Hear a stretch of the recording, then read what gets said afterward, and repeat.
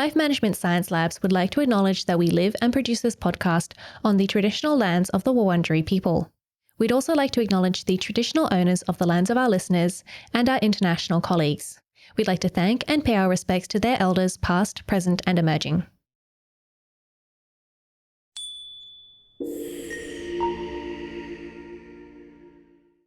Hi everyone, and welcome to On the House, the Household Management Science Insights podcast produced by LMSL, the Life Management Science Labs. We are champions of life management science, providing structured insights informed by science and inspired by practice on key aspects of conscious living. Each week we bring you scientific and practical insights on each element with the expert knowledge of professionals in the field. I'm your host, Gabriella Joustra, coming to you from Melbourne, Australia. Let's begin. Hi everyone, and welcome back to the show. Today we're going to be talking about the role of housing and land for wellbeing for households affected by disasters. And we're going to be talking to Professor Piyush Tiwari, who is the Professor of Property at the University of Melbourne. Thank you very much, Gabriella. Thank you for joining me. So before we get going with our very interesting topic today, I'd love to get to know you a bit better. So do you mind introducing yourself? Yes, I'm Professor in Property at the University of Melbourne. I've been living in Melbourne for the last 12 years. And during the last 25, 30 years of my academic career, I have moved around different parts of the world.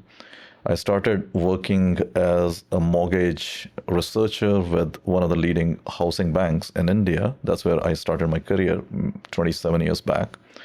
And then I moved to Japan, where I lived for almost 6 years, teaching at a university there. And my role there was to examine property markets and also teach about property markets to very engaged students. And then from there, I moved back in India. I lived in Delhi, in north part of India, where I was advising governments as well as working with infrastructure finance companies. So a lot of roads and ports and other kind of infrastructure that you see there, whether they are good or bad. A lot of them were as an outcome of some of the work which I did there. And then I moved to the UK and Scotland, pretty cold, in Aberdeen, where again I was working at University of Aberdeen within their property program. Then almost 12 years back, I came to Melbourne. And since then I've been with the University of Melbourne. My area of work is related to housing and mortgage markets. And in the earlier part of my career, we were trying to understand housing affordabilities and challenges that people have, the mortgages and why people decide to take a particular type of mortgage and how they determine whether to prepay or what causes default and so on. But in the last few years, I've shifted my focus on the well-being, looking at the question how housing contributes to well-being of household. This is a slightly different perspective because most of us, when we think about housing, we think about housing as an asset that's going to increase in value and so on and so forth. So when I retire, what the house will be worth, and when I downsize, can I monetize it? But I think there is much bigger and more nuanced question, which is around housing and its contribution to well-being, which probably we'll discuss today. And this becomes far more interesting and important when we look at some of those adverse events like disasters, where one of the consequences that many of households who live in those areas, they lose their homes. And which basically means that some of those dimensions of well-being are lost. Then what should we do about it? How do we reconstruct some of those well-being? So that's the question which we'll be investigating today. Yes. I think I'll stop here and let you. Yes, thank you. No, I'm very excited about our topic today because I think that it is unfortunately something that many of us are having to grapple with. I know in Australia we've had some flooding, we've had some bushfires, and people's houses have been destroyed. And so I think that, understanding how it affects us in more detail is really important, but then also how do we recover from that?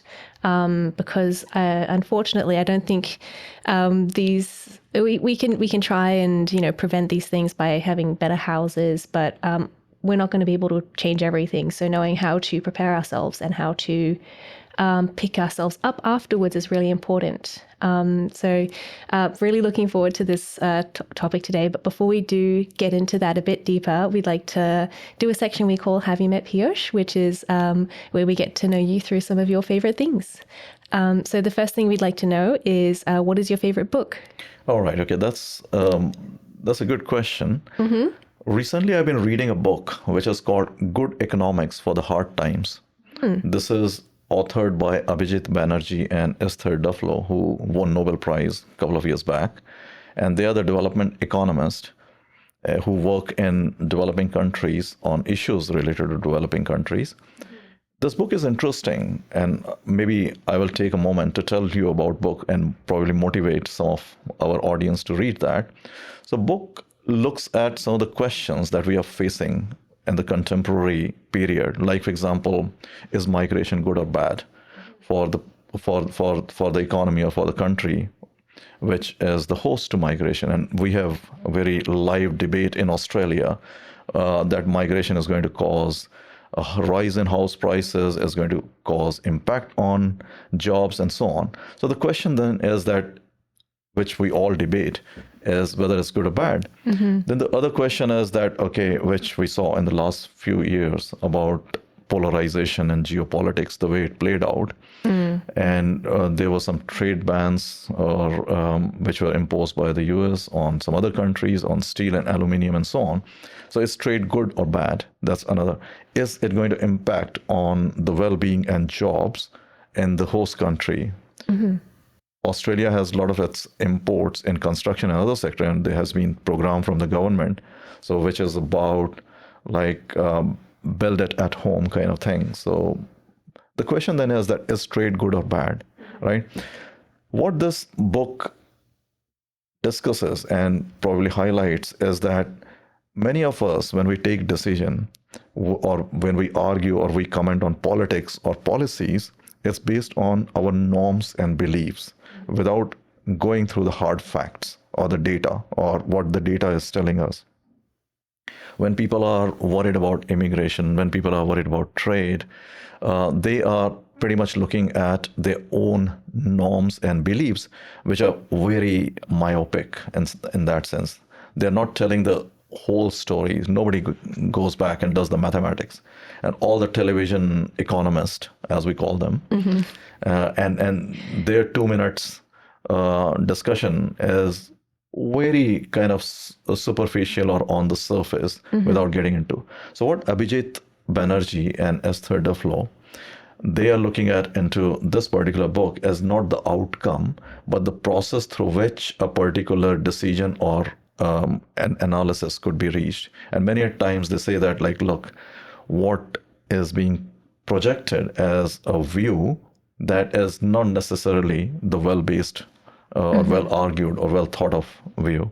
So I think that's the interesting part of that book and very engaging.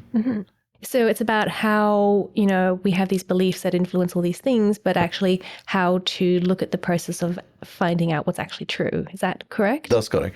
And interesting thing here is that YouGov, they did a survey in the UK. And their question was, who do you trust?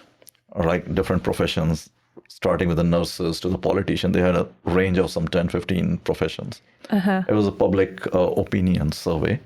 So guess what?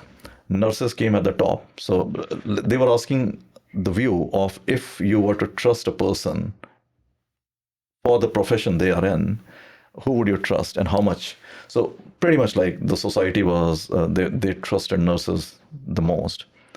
Economists were way below. They were just above the politicians. Oh, wow. Right? So in the whole list, they were pretty much like the public doesn't trust them or their analysis, which is a sad part because many of those economists who are in kind of academic economists particularly, their research is quite good and well thought of, but generally that doesn't match up with the public opinion. Exactly the same thing which I'm saying, that migration, public thinks that it may take up their jobs as the cause of house price rises and so on and so forth, while a sound economic analysis may tell something different. You won't believe the weather forecasters were still better trusted than the economists.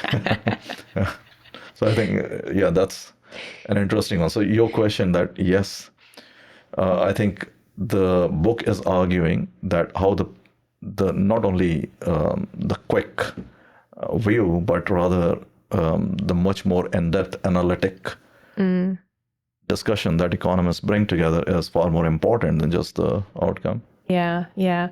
I just think that sometimes it can be quite overwhelming, though, to have that in-depth conversation rather than just skimming through and making up a quick assessment. So I mean, I not to say that we shouldn't do that, but I think that's just one of the reasons why we don't. And so thank you for the book recommendation, so that we can, start to do some of that deep thinking and understand the issues a bit better. Yep. Thank you. And moving on to a movie that you've enjoyed recently, have you seen any? Yes, I did. And I'm an Indian by my ethnic background. So one of the recent movies that I watch is called Bheed. Bheed means crowd. Right. So, and this is an interesting movie because what happened during the COVID and once the lockdowns were announced in 2020 and subsequently, India had another challenge. Again, that relates to the policy making and the decision which is made. So India announced lockdown just by a simple overnight decision. And it was told somewhere in the midnight that, okay, from tomorrow on, everything would be shut. Wow. Without realizing that there are huge amount of people who live in cities, they work in informal jobs, who have insecure tenure or tenancies in their houses. So suddenly they found in the morning that their jobs were lost because they were informal, and which also the kind of tenancies in which they were living in, they were also at risk. So many of these people started moving back to their homelands from where they had migrated to these cities.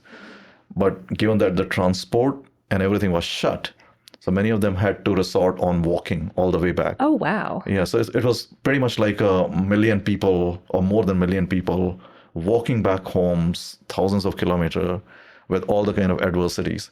So the movie is about that and the challenges. And the way the movie is shot is India got its independence in 1947. And at that time, there was a huge migration because India was partitioned in two countries. One is India and Pakistan. So there was migration from either side. And again, at that time, more than 1,000,000 people migrated from either side. So this movie replicates with the same kind of thing and says that, like, look, in 21st century, we are going through the similar kind of challenges which were there in the early 20th century. So we haven't progressed that much in that sense, neither in policy making nor in decision making. And people go through the same kind of.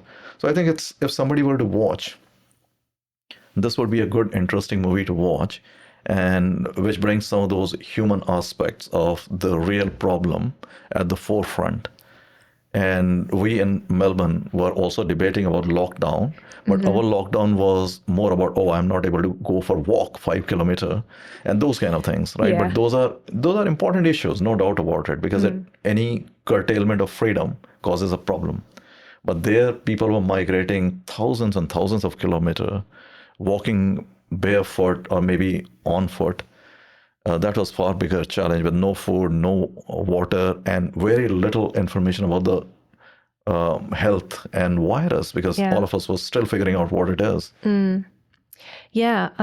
Is this a documentary or a film? It's a film, so it's like they mix the Indian film masala, as we call it, spices and that. But I think there's a reality to that. Okay. I did some research, and recently we were looking at, we had some good amount of data from World Bank on a survey, which this is another disaster, essentially. So we were looking at, okay, what caused reverse migration and what attracted people back into their rural hinterland, because they are working there, they went to cities because there were more opportunities and so on and so forth. So why are they moving back? couldn't they be resilient and come back and weather the kind of calamities that they are facing at the moment? Why do they need to come back? What came out was during the first lockdown, it was pretty much because of emotional reason, everything was shut. But social capital played a very important role. And that's where probably some of the work which you are doing around well-being, around the role of family, the role of support system, and so on and so forth, they become important. Because the families in the rural areas from which these other families, part of the families had moved overseas, they had a very strong social capital back home, which not only helped them in the economic difficulties, but were also able to provide them with other kind of support, which was not there in cities. So that is one of the reasons which we found in the earlier one. Then what happened? That there was another lockdown, second lockdown. So the research there indicated, okay, first was because of the social capital and social support. The second was for the economic reason, because cities were still closed, the work was not there, and all the kind of things which were going on. Back home, the other type of economies were in operation. Like, for example, agriculture economy was still working. There were some other schemes. Some self-help groups were operating and so on. So that the third one, pretty much like by that time, everybody had learned to live with Corona. So that was a normal situation. So I think, yeah, that's the kind of thing that we found. Interesting. I guess I've never thought about the fact that people would be migrating because of COVID. I mean, I think because of COVID, I had a very insular experience of what was happening because, I couldn't leave that 5-kilometer radius that they had in Melbourne. So during that time, I did, have a very closed mind as to what was happening in the rest of the world. So that's really interesting to hear that. And yeah, interesting to hear as well why people were moving back home. And we do see that a little bit in Melbourne or in Australia because people were moving back into their parents' homes. Adults who had lived in their own apartments, in their own houses, they moved back for a variety of reasons, financial reasons, support reasons, all of those things. It's very interesting that it's similar, but also quite different. Yeah. The responses are very similar, isn't it? Like that's where the role of family and support system and social connections and friends plays. Because they are the shock absorbers during some of these things. And as we learned during our later work related to bushfire or flood, is that families, for example, which were far more connected and which shared things, even about the disaster and how they are coping with disaster, they were able to recover much faster than those families which were not sharing and keeping amongst themselves, like the members were not sharing with each other, like their challenges that they are facing or kind of difficulties that they are facing. So it was necessary for that social capital to be there, trust to be there, for members to come out of it. Interesting. So we're straying into our interview when we're still in the have you met section. All right. Okay. That's very interesting though, and I'm looking forward to talking more about that. But we'll the next question I'd love to know about is if you listen to any podcasts. Well, I would love to listen to some of your podcasts, thank you. Because the earlier discussion that we had and the range of topics that you are looking at, they sound very interesting, and I would be very much interested in listening to them. Thank you. Yes. Just for any listeners who aren't aware, LMSL, we have 10 podcasts for everyone to listen to. So if you want to find us, you can find it on the website. All the links will be in the show notes. But yeah, we talk about everything from family to well-being, relationships, personal science, just a huge range of things. So yeah, thank you. And if you like, I'll send you a link afterwards so that that would be great. You can find us. Great. And do you have a role model? Yes. If I were to identify a role model, it would be my parents. And I will tell you very briefly why. So my father and mother, they grew up, and when I was born in 1969, just 22 years after India got its independence. So they grew up in the time pretty much when the India had started developing. They had very limited resources. They had very limited. My father was probably one of the first one to go and do a formal employment kind of thing, because we come from agrarian families, and most of us were, my forefathers were into agriculture as their profession. So very little resources, and we were growing up. But what they did, and I think that's where the regard and respect and everything comes for them, is that they offered us the opportunities. And those opportunities are so important for developing our capabilities as children, which then contributes to the well-being that we are looking at. So they had the tact, they had the tenacity and togetherness with which, with the limited resources, they were able to offer us those opportunities. There were many kind of successes, many failures, many moments of tears and laughter, and all that were there.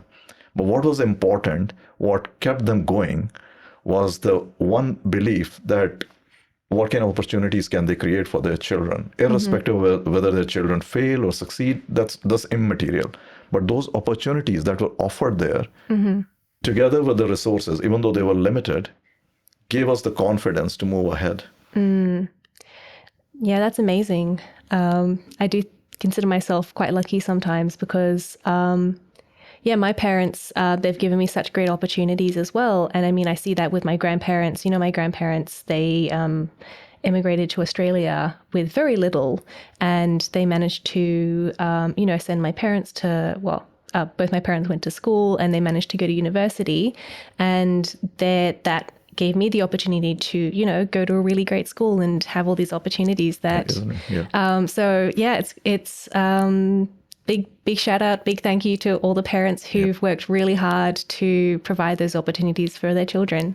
Yeah, I think there is a lesson for us as well in that, isn't it? Like, we shouldn't be judging our children by what grades do they get or what successes or failures and so on and so forth. Rather, we should be offering them the opportunities for them to succeed. Which opportunity they make use of will obviously depend on their personal capacity, personal environment, and personal characteristics. But having opportunity itself is enhancing their well-being, right? So it's pretty much like increasing their capabilities. Exactly. You can't find out what you're going to thrive in if you don't have opportunities to try different things and to fail as well. Yeah. Failure is part of life. We all fail many times. We get up and go is the important one. And do you have any courses that have inspired you?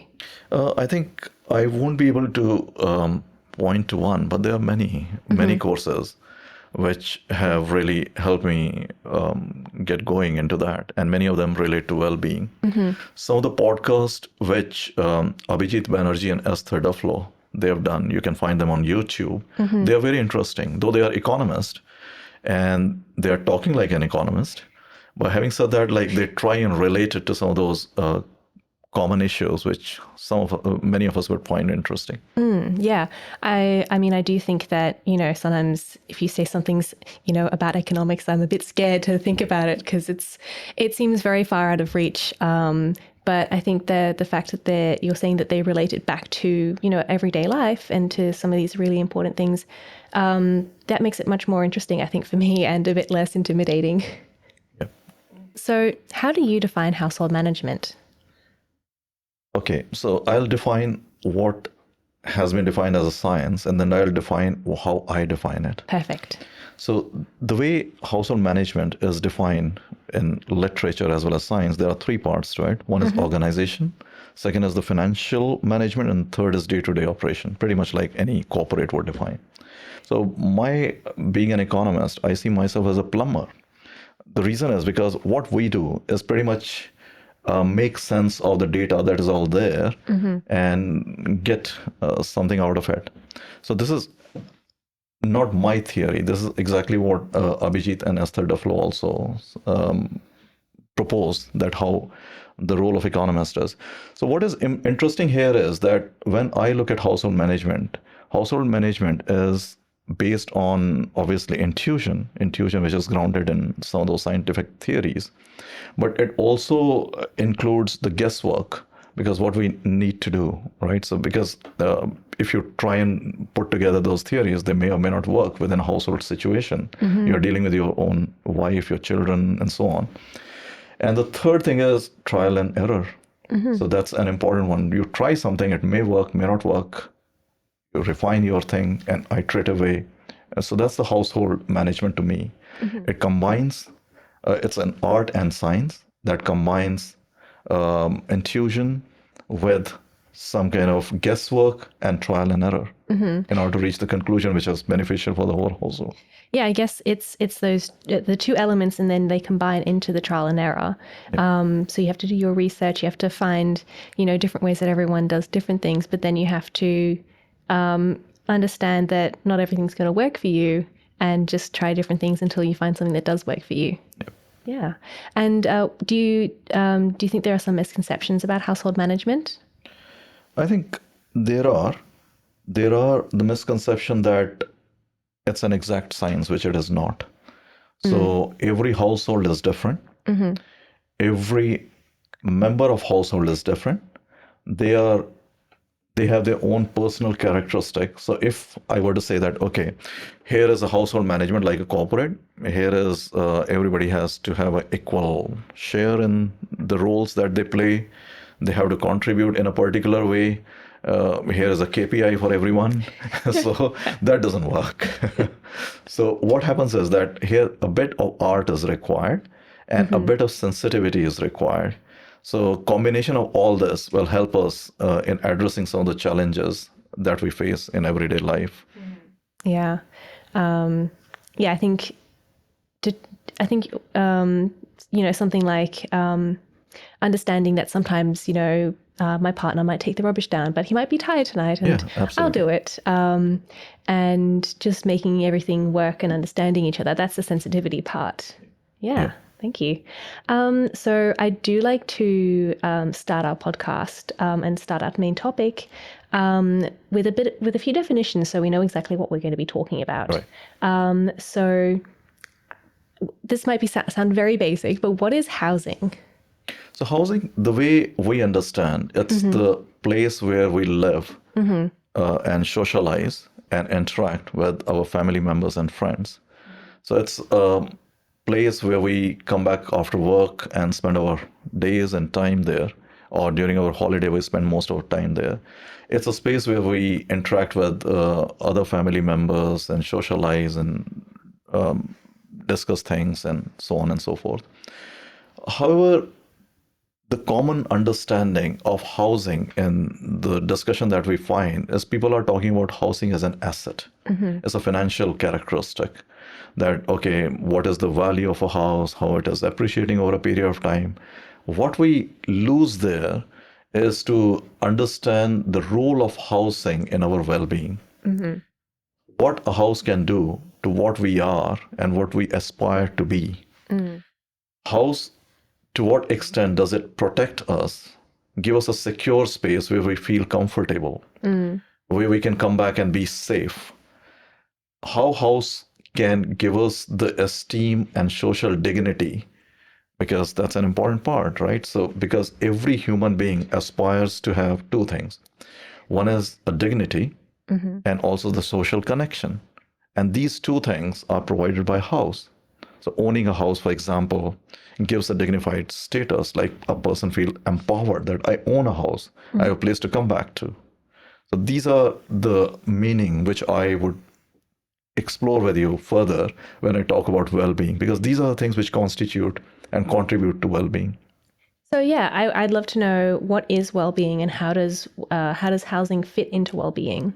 So if we were looking at from a philosopher's point of view, the Aristotelian view, the well-being is what one wants to be, like a state of happiness and so on and so forth.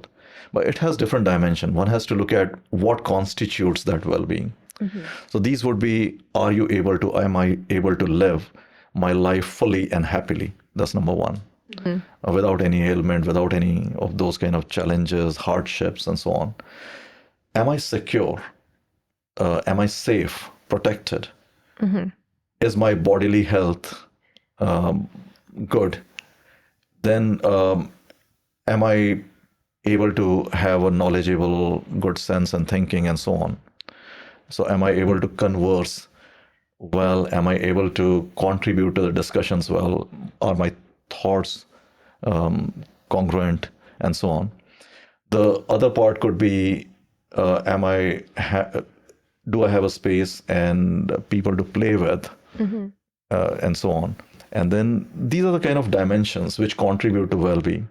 But what is important here is, if you think about it, house is just a resource, nothing more than that. So house is a resource. It's a mean, not an end. It is a mean to contribute to some of these dimensions.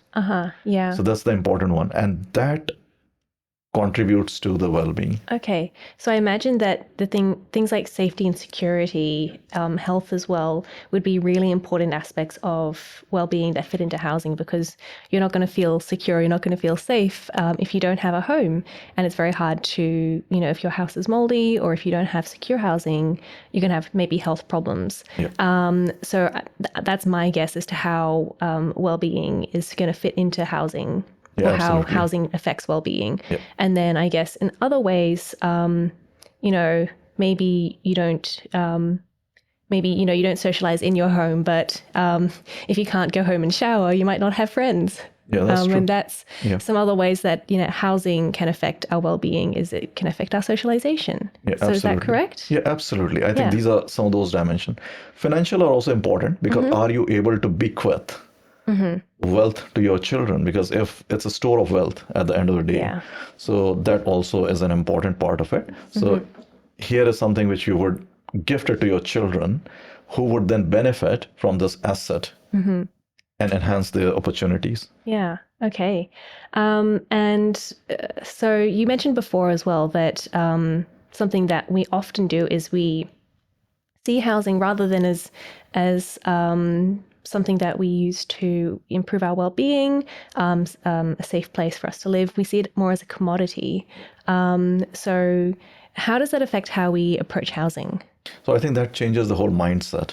So suppose if I was to look for a house, I would not look at how much the value of property will grow and which are the growth areas and so on and so forth. I will look at how it is going to contribute to my well-being.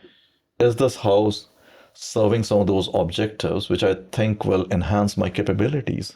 Like, for example, is the house close to, say, place of work or place where my children go to school, or are there enough green areas where I can go and recreate myself?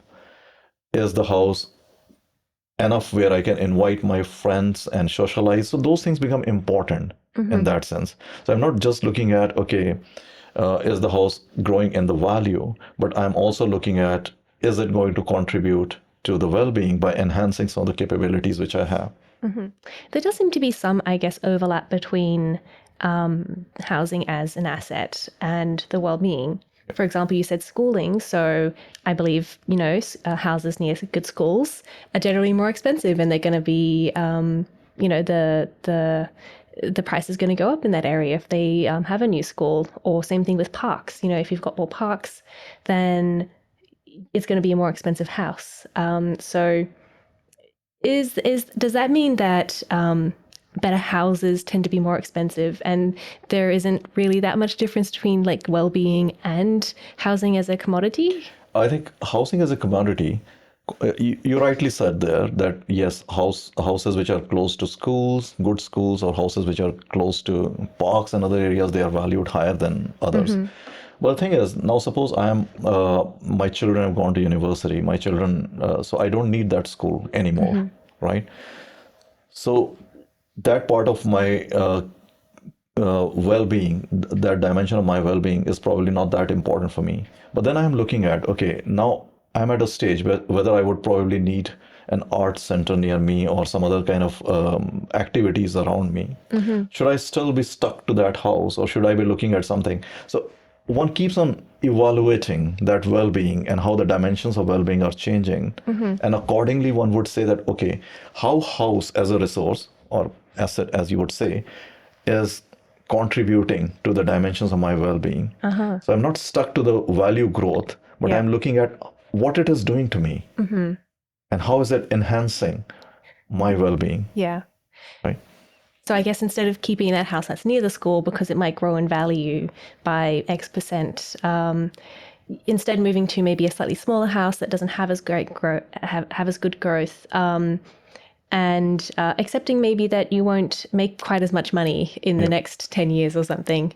Okay, interesting. It was very interesting. We did some research on bushfire, and in 2009 there was a bushfire which destroyed a lot of communities.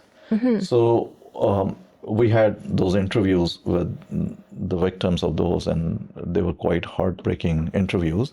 But one thing which came out clearly out of those interviews, that people were living near the bushes because they valued those bushes. So even though the risk is there and all that is there, so they lost, many of them lost their homes completely, but they were still so attached to that location because they saw that it contributes to their well-being. So while if you think about it, when we are looking at disaster areas, sea level rise will cause flooding, and the bushfire will. I think there's another fear that this summer might be quite severe one, but people do value some of those other intangible aspects that motivate them to still take some of those risks, which otherwise probably a rational advice to them would be not to take that. But the question then is that, like, housing is an asset that contributes to some of those dimensions, living near some of those areas. Yeah. And I guess, I'm guessing that some of the reasons why people live in those areas is because it improves their well-being. I believe living in nature and being surrounded by trees and bushes is really great for our mental health. Yeah, absolutely. I believe so. But then it comes with that risk, I guess, for your well-being again on the other side, where your house could burn down. And so I guess it's about judging those risks yourself. But you do bring up bushfires and that disaster aspect, which is kind of what we're here to talk about, which is exactly what we're going to talk about today. So what some of the challenges that people face when it comes to housing, for example, bushfires? Are there some other examples that you've looked at? Yeah, we did some research. We did research in India after the floods. We did research in Japan after the nuclear disaster, which also caused tsunami and other challenges. And then we also looked at the bushfire here in Australia. Now, what is interesting and important in any of these situations is that when we look at the reconstruction after the disaster, the focus is largely on the reconstruction of houses or the asset part of it. Yes. In some cases, probably it becomes difficult to reconstruct those assets because they are still in those disaster-prone areas. So people are asked to move to another location. This happened in Japan, this happened in India, where because the Fukushima nuclear disaster, that area was not really inhabitable for a while. So people were asked to move to other locations like Tokyo and so on. Now, even though we reconstruct those houses, even though we relocate to arguably better houses, but we miss upon one dimension, that are they really contributing to their well-being? So if we look at the satisfaction, most of these people were dissatisfied. Despite, like in India, for example, in Chennai, many of these people were moved from very fragile areas and very kind of settlements which were non-durable construction and so on and so forth to durable construction, but they found it not that satisfying. The same thing happened in Japan.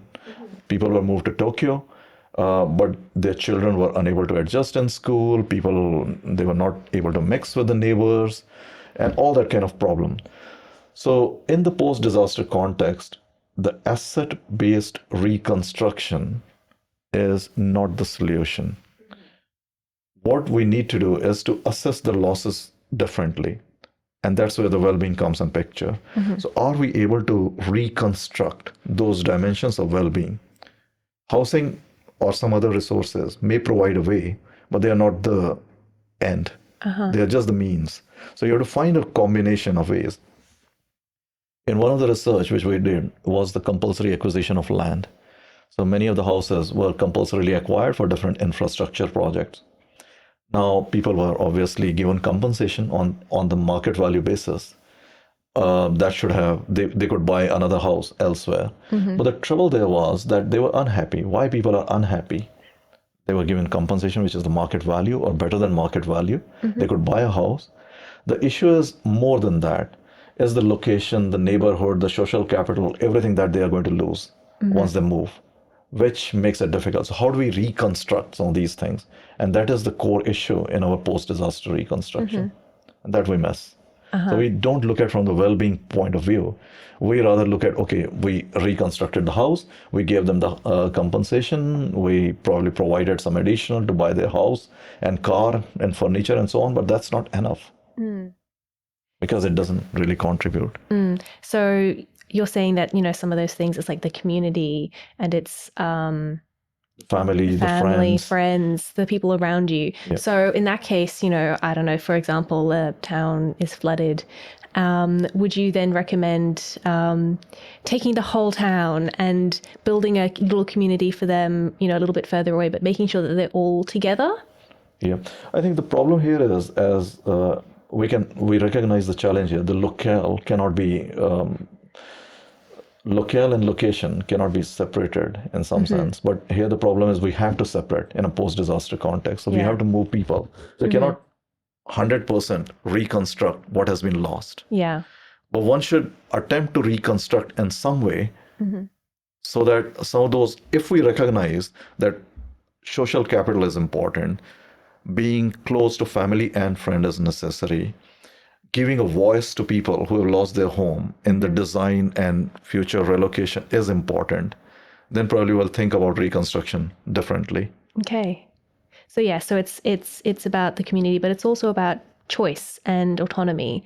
Absolutely. So not just shoving people into Tokyo and saying, well, this is where you're going to live. Yeah. It's giving people the option, I guess, to choose whereabouts they want to live. If they want to live near their family, how to design their homes as well, of course. Interesting. But that seems like it'd be a very expensive and much more arduous process than just building a house and telling people that that's where they're going to have to live. Okay, I think that's a very good question because it touches upon another interesting point. It will be expensive compared to just building a house if you think that the cost of reconstruction is only the house. But think about it. If a family is unhappy for next 30, 40 years of their living life, the mental health, the cost of mental health to that family is enormous. That then also has implication on their productivity, which then has implication of economic contribution to the society. So I guess maybe if you take the social cost, that far outweighs the expense that you would have to incur in doing it right at the beginning. Okay. But I mean, so that would, and that this is a government thing, right? So so you're saying that the government needs to be looking more at the wider picture, at looking more at well-being rather than just building houses. Yeah, I think what is important here is government is just one part of the player, one of the players in the whole reconstruction. Because what happens is that usually the government budgets are not enough to meet the reconstruction cost. So there are lots of things that go in there. Government budgetary allocation is one. The insurance is another one.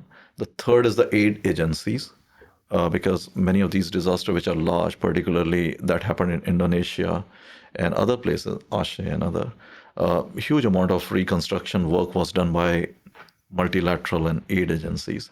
So there are lots of these resources which are required in order to reconstruct. But what happens here is that everybody comes with a very narrow, focused agenda. And then the problem is that at times it becomes a disjointed effort. What gets built is pretty poor quality housing. the affected people are not satisfied with it, and they usually despise to be there and those locations. And hence it's important. One is to take their voice right at the beginning. Probably it will save a lot of cost later on in order to fix Yep. the problem. But it also seems to me that it would also take more time to coordinate all these people, what they want, and also coordinating them with the various organizations and governments involved. It would, just from my opinion or what I was thinking is, you're in a disaster, you've got 1 million people who need housing. You could either take 10 years to build the perfect housing, or you could take 2 years to build fine housing. So for me, I would be thinking, well, I'll just build fine housing, and then I can house all these 1 million people in 2 years, rather than having kids growing up in a place that maybe is unhygienic or isn't suitable for them. So how do you, I guess, balance those things? Also the time aspect. Yeah, I think that's a very important question. Time is crucial here, and time is an important one. So I guess maybe what happens is that's where some of the research that tells us that where people are involved, their recovery is faster. As I said to you in the household case also, that if you involve the members of household, if they know that what kind of adversities or what kind of challenges the family is facing, probably the family can get over with those challenges much easier and quicker. The same thing happens at the community level. The community is just an extension of a family, right? So more families come together, and that becomes a community. So in this case, while temporary accommodation is important, but if community is managing some of those things, they are sharing and discussing and doing things together, rather than disbelieving what is being done by any of these other agencies, then it becomes easier for them to overcome. Resilience is far more important than the time that it takes to, say, build a new house, right? Because if the community is resilient, they are able to come back, and they will able to support themselves. Their mental health and well-being would be much better, and they would then move on and do the things in the right way. Okay, so I guess instead of focusing on building enough houses in 2 years, taking that time to build over 10 years, but then also involving the community and having programs for the community. That's the most important thing. Interesting. I think that's so different from how I imagined, disaster, what happens after a disaster, and I think probably what has been happening. So how is that? How are we going to implement that? I think it's easier than we think that it's difficult, but it's easier because, see, in the bushfire case, when we were doing that study and we were analyzing the interviews that the people who were affected by this, guess who they trusted the most? They trusted the most all those community worker like nurses and the other support infrastructure, support staff that was there. They did not trust the politician. They did not trust the policymaker. They did not trust any of those. But they were far more engaged with the community workers and the nurses and all, because their role in the whole, they're just the frontline people, right? So even in COVID case, people were trusting doctors and nurses rather than what was being told to us on the television or who they were telling, because these were the people who they could identify that they were the ones who were sympathetic with them, who understood their problem, who could then possibly help them in overcoming some of these. While the money was to come from budgetary allocation of governments at different levels, but people were not trusting any of their decisions. Right? It's exactly the same thing. Right? So in that case, is it better for the bigger organizations just to give money to the smaller organizations that have the trust? I think the trust, how they do it, operational aspect of it, I would not be able to comment on that, because there are a number of different ways in which possibly it can be tried, and I have not studied that. But what is important is that it's important to build trust first with the community, so then the flow of funds and other things could be decided. It was very interesting. In one of the interviews that we did, that was in a different context. So some of these reconstruction agencies, what we heard is that the bureaucracy that is at different levels of government that in some ways acts as a hindrance towards flow of funds. So rather than form filling, it's important that some of those trust building exercises are done. I think the role of politician as an elected leader should be to build trust with community, because once that trust is there, then you can reconstruct easily. Yeah. Okay, so I think we need politicians to change how they interact with the community then. That's one of the ways. One of the ways. Okay. So natural disasters are certainly one challenge that people face, but I would expect most people don't have to face, hopefully most people won't have to face those types of challenges. So what are some other challenges that, more people are experiencing now, particularly in Australia, but also worldwide? Yeah, I think in the contemporary environment, there are few challenges that many of us are facing. One is because of the rising interest rates, our mortgage repayments have skyrocketed. The second challenge is the housing affordability or rental affordability. The people who are living in rental, one is the shortage of rental housing, and the rents have risen quite substantially. So there are significant impact or dent on household budgeting in that sense. So these are two challenges that people are facing. Yeah. So how do these affect people's well-being? I think it does. It affects well-being as one would think, because money is also a resource, isn't it? Like, so that contributes to many dimensions of well-being, and once that is strained, that would have impact on well-being. The opportunities get reduced. But I think here the role of social capital within the family plays an important part. I remember that in my own household, way back when I was a child, my parents, well, they didn't have that much of money in terms of their income, but they would discuss with us that, look, and then everybody would readjust their budget. They would not say that you reduce your budget reallocation for, say, something else, but it was a natural tendency that when family shares, they readjust their consumption basket in a way that would possibly allow them to overcome some of these challenges. Someone might postpone buying their shoes or some of those durable goods which can be postponed and focus more on the essential consumption. They might postpone their holidays, that I may not go to Bali this year, maybe leave it for the next year. So there are possibilities within the household that people can manage. Now, one important thing is that we have to do some stress testing, as the banks would also do within the household, that if our incomes or budget is strained by let's say by 20-25%, how are we going to manage that? And that can only be done with the whole family sitting together and discussing that. It's difficult, I think, to get your budget under control and to manage your finances if one person's off there, spending all their money on clothes or buying the expensive ice cream. Yeah, absolutely. I think that's an important one. Like, but if the decision is collective, then it's possible to do that. Yeah. So those are some of the challenges that we face, and you're saying that you can overcome those by communicating more and maybe just making smarter financial decisions together as a team.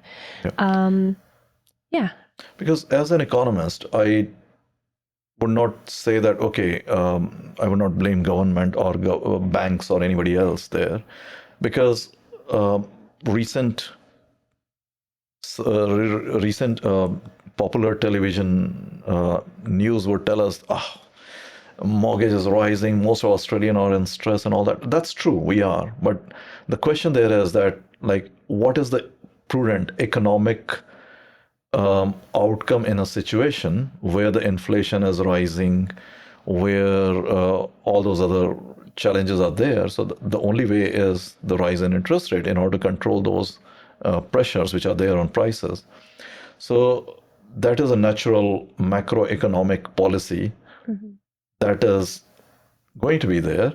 It will bite household budget, no doubt about it. But then household can manage those things by readjusting some of their consumption, because economy is on one hand, one has to manage the economy, but in the same way, the same kind of difficult decision are required at the household level.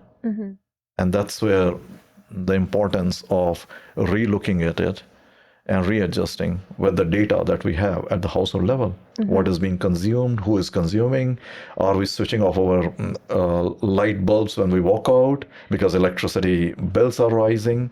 We can manage that. So there are lots of those different ways in which the consumption could be readjusted or recalibrated. And I think what you were saying about, readjusting the budgetary constraints by just communicating with the family is also maybe what the government's doing with us, which is they're saying this is what's happening, and they're saying that through both policy and also through interest rates, and then everyone else is having to adjust to that. Yeah, that's right. At the household level, when I translate that, I cannot be saying that, okay, my partner is consuming too much she is buying too many clothes. So it's not like everybody needs to look at their own personal expenses. And that's what we have started doing at our house. Like I've kept a diary. We don't question each other. We don't say that like, look, what are you spending on how you are spending on, none of those. Just come at the end of the day and write how much did you spend. That's it. Nobody's going to audit it and put a red flag there. Okay, you have exceeded. None of those. But like it's a self reflection there, self auditing that one does, that, oh, was it necessary that I drank 10 coffee and had a lunch outside while I could have taken a lunchbox with me? So I think these are some of the questions which one could ask in difficult times. Yeah. And I think that also honors, I guess, sometimes you do need to eat lunch out because there is nothing in the fridge. Yeah. And you are in some ways caring for your own well-being by spending money sometimes, even if it does seem a little frivolous. So that's a really great, I think, suggestion is to keep note of things, so you can understand what is happening with your finances, but also being lenient with yourself and with others as well. Absolutely. So,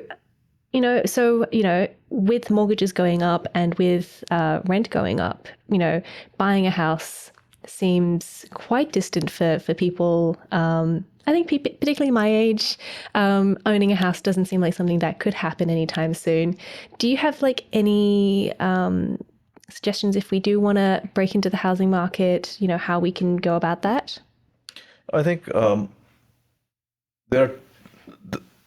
this question can be answered in slightly different way, in the sense that what we are seeing as a trend, as many younger cohort, millennials, and the people who are just around that age, they're preferring to rent. And one of the reasons why they want to rent at this stage is, yes, because the ownership is becoming far more expensive. But what is also is happening is that the preferences are changing. They want to live closer to public transport. They want to live way back in the city where there are other kind of amenities are there, and so on and so forth. So I think that's not a bad thing, because ownership of a house is an important. But if you take the well-being dimension, in the sense that if asset or value growth is not the sole objective of having a house, then having these other tenures is equally attractive, in the sense that it meets your well-being different dimensions. So that should be perfectly fine. But if you think that ownership will contribute to your well-being and would enhance what you think your capabilities in the future, you can do that. Like, it's not necessary that at this stage you buy a house which will be your perfect dream house that you will live forever. Rather, have a stepping stone, like just one house, and then keep on moving as the opportunities and resources allow you to do that. Yeah, because my partner and I are in a situation where we value very much the ability to walk to our shops. We value being able to take public transport and having parks around us. What we don't value is driving, an hour to live somewhere. We don't particularly value a larger place to live. So we have compromised by living, in the city, where it's quite a small apartment, but it's fine. So I like that is, and I certainly get a lot of comments, you should start buying a house, Gabriella, start saving up. So Gabriella, what Gabriella should do is that you're living in perfect house, which meets your, because your well-being dimensions are what? You want to be close to the shops, you want to close to park because you can exercise and do all that kind of stuff. You want to be close to other amenities which you value. And that's the important point.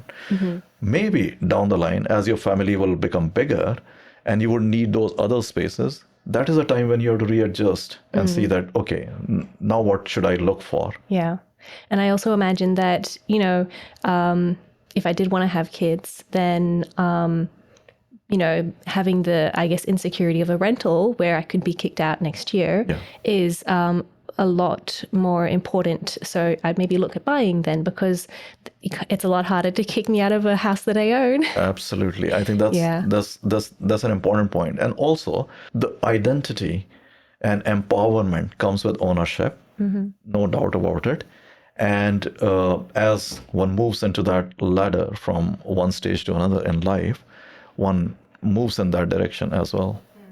The other thing you mentioned about identity, I find very interesting, because being in a rental, it's, I think now I'm allowed to paint it and now I'm allowed to put paintings up. But when I first moved in, we weren't allowed to do those things. So it was very much, I couldn't change the apartment to my identity. So moving into a house, I would be able to paint it and I'd be able to, I guess, show my identity in my house. And I would also have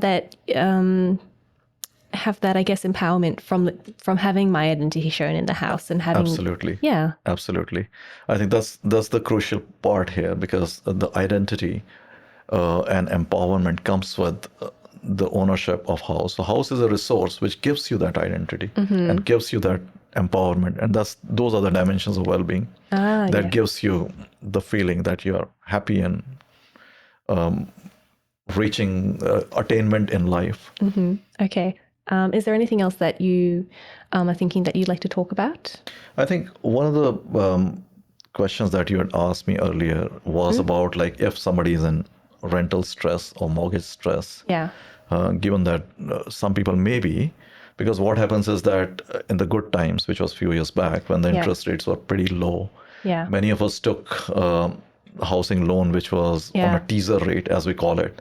And banks were also selling those teaser rates. Yeah. So if somebody is on that kind of situation where they are feeling the pinch, I think it's a good idea not to kind of suffer, but rather talk to your banks and see if there is a way in which your repayments could be relooked at. And no bank would want people to default, because it's not good for them either, for their business. So they would be happy to negotiate and talk and see whether it can match with your repayment capabilities. So that's on the ownership side. But on the rental side also, there are some help on offer. Like, for example, Tenants Victoria is an agency which one can speak to and discuss what the options are. Because I know at this stage, and many of our students, since I teach at the university, they were finding very difficult in getting a rental accommodation in the market. So wherever they would put in their application, there would be 100 other applications there. So it was becoming very difficult. So there are some of these agencies like Tenants Victoria, or maybe VCAT if there are problems with landlord and so on. So one should access some of these services. One shouldn't feel shy about it, because these are there to help. That's actually interesting that you say that, because I do have friends who, so I believe the law is that you cannot increase rent more than once a year. And my friend was telling me that their rent had been increased twice that year, and it increased by, something like $200. All right. And she couldn't afford it anymore. And when I heard that, I was like, well, you need to go to, the Tenants Association, or whoever's in charge of that type of thing, because I think she should go to Consumers Affairs. Consumer Affairs, because I'm pretty sure that's illegal, and you need to discuss what the options are there. And she didn't want to move immediately, because it's a lot of work to move. It's really hard to find a rental. Yeah, no, I fully agree with you. What is happening at this, one is the cost. Moving has a cost because you have to move. Yeah. So all the stuff has to move. So there's a cost involved with that. But there's a search cost also, in the sense that at this moment, it's becoming difficult to find an accommodation. So I guess the number of rental accommodation that are on offer are not that many. So which makes it challenging at the moment. So yes, thank you for bringing up the different associations that people can go to if they do need help in Victoria, and we will put those links in the show notes if anyone wants to find them. I do believe as well that they provide lots of good advice. So even if you're not sure, you can ask them and see what they say. Yeah. And one advice for those who are aspiring to become homeowners or looking at buying house is that when they do their repayment capability test, I think they should build in the stress testing that if the interest rates were to rise by 3%, would they still be able to repay or not? Because teaser rates are just teaser rates. If somebody is already at the top of brink, in the sense that like paying the top dollar, and if some shocks of this kind happen, that could topple everything. So I think it's important that some stress testing households should do by themselves and see that if the interest rates go up by 3%, whether they would still be able to manage that mortgage or not. So these are some of the lessons which we learn as we go along. I think that's great advice, because as we've seen in Australia, we've had 12 months of inflation, continuous increases, which no one was expecting. And I have friends in that situation where they got a mortgage when it was very low, when they've got a variable mortgage, I believe it's called, and now they're paying a lot of money on their mortgage payments that they weren't expecting. Yeah, so thank you for that. Anything else that... I think happy to, if somebody has any question, they are happy to send me an email, and I will thank you. Probably give the advice to the extent I can. Great, thank you. If you do want to send him an email, we'll put the email in the show notes so everyone can find you and send you lots of questions. All right, okay. So we'll move on to our practice debrief. So what is a practice you do in your own home to manage your home and your housing? I think what we do, there are a few things, as I said to you. One is the financial management. We have started that diary where everybody writes their account and see what is being spent and on what is essential, what is non-essential, what is conspicuous, what is non-conspicuous, in order to understand a little bit better about the expenses. So that helps in managing the budget in this time, particularly when our incomes are rising at the inflation rate, while all other expenses are rising double the inflation rate or more than double the inflation rate. So it's important that we understand the expenses. The second thing is that in terms of distributing the work, we take more like a kind of a sympathetic or consensual approach, in the sense that it's not that everybody has to contribute equally and all that. Depending on everybody's personal characteristics and strength, we distribute what one will do. So that's another thing which we try and practice in our house. Okay, how does that work? Like, how do you decide who does what? I think so what happens is that, suppose I take up some work and I'm doing that.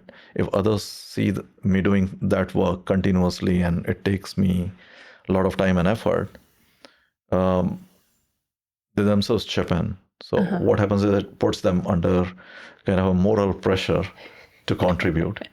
So then the work gets decided or divided through its own. We reach the optimal distribution naturally rather than forcibly. Okay, so rather than saying, you need to do the dishes today, maybe you start doing the dishes and other people go, maybe I should go help with the dishes. Yeah. Okay. And that's how the work. Okay, he did dishes, so let me do washing the clothes, or let me do something else, or vacuuming, or whatever. So that's how what happens is that the optimal. And so what it does is that it's not that I will have to do dishes day in and day out. That doesn't. So work keeps on moving around, and somehow that optimal is there, because if family is together, family is there, and there's a communication and social capital there, nobody wants others to be in stress, right? So they try and distribute and do things so that everybody benefits. I was going to ask what happens, if you've got, say, in my household, my brother, when he was a teenager, like many teenagers, didn't want to help with the household chores at all. So he just would, we'd ask him to help with the dishes and he just wouldn't do that. So how do you, I guess, if you do have one member of the family who doesn't want to help, how do you get them involved? It's the same thing as you would do in an organization. Suppose there is a team and one worker is not contributing. So punishing is not the solution. Rewarding, of course, would not work, because those guys will become used to rewarding. But what helps is that how do we draw them into the conversation? How do we extract maybe something as probably problematic there, in the sense that the person has some concerns or issues. So we have to identify those concerns and issues and find what is the best work for them to do. They may not be, they may not like doing the dishes, or they may not be, proficient in doing dishes, or whatever be the reason. But they might be proficient in going and putting the garbage out, or going to shop and bringing the groceries around. So one has to work with that. It takes time, requires conversation and trial and error, as I said to you.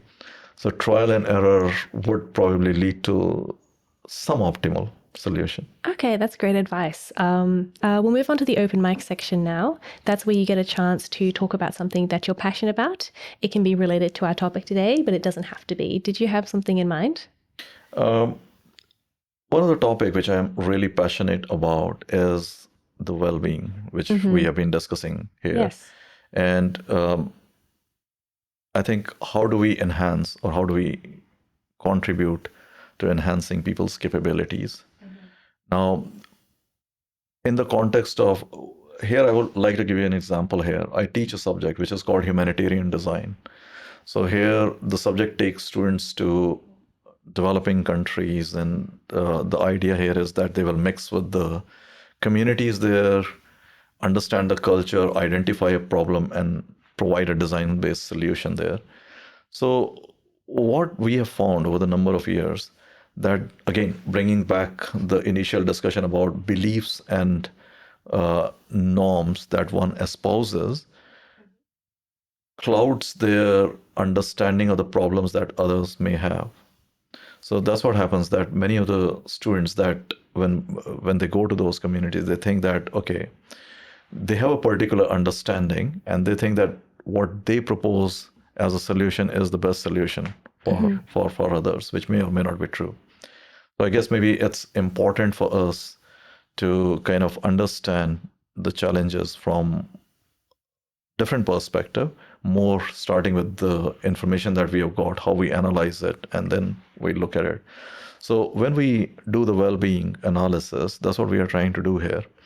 And we are trying to understand, because each context, each culture has a very different understanding of well-being. What determines well-being in Australia is very different than what it would be in India or Indonesia, or maybe in Japan or somewhere else. We need to understand that. And that's the quest which I'm on. So we are looking at different kind of culture, different kind of context, try and understand what determines well-being there, and how different kind of disasters, they affect those well-being. Do you mind maybe having two countries and, showing some differences in how they view well-being? All right, okay. So let me take the example of India and Australia. From the India's perspective, the well-being, one of the major dimension of well-being there is the, let's say, gender empowerment and equality of opportunities. Now, these things are important there because of the social and cultural norms. There have been discrimination against different caste, different genders, and so on and so forth. while some of those things are not that relevant in the context of Australian, while gender is important, I'm not saying it's not, and gender discrimination, wage gaps are all there, but not to the extent as they would be in those countries. So when we are looking at, say, housing or land ownership, the ownership of land by women plays a very important role in enhancing their well-being. While in Australian context, probably it's already there. Like women can buy a house or buy land as much as anyone else. Inheritance, in case of India, becomes far more male-oriented. So it's a male member of family who will inherit the property.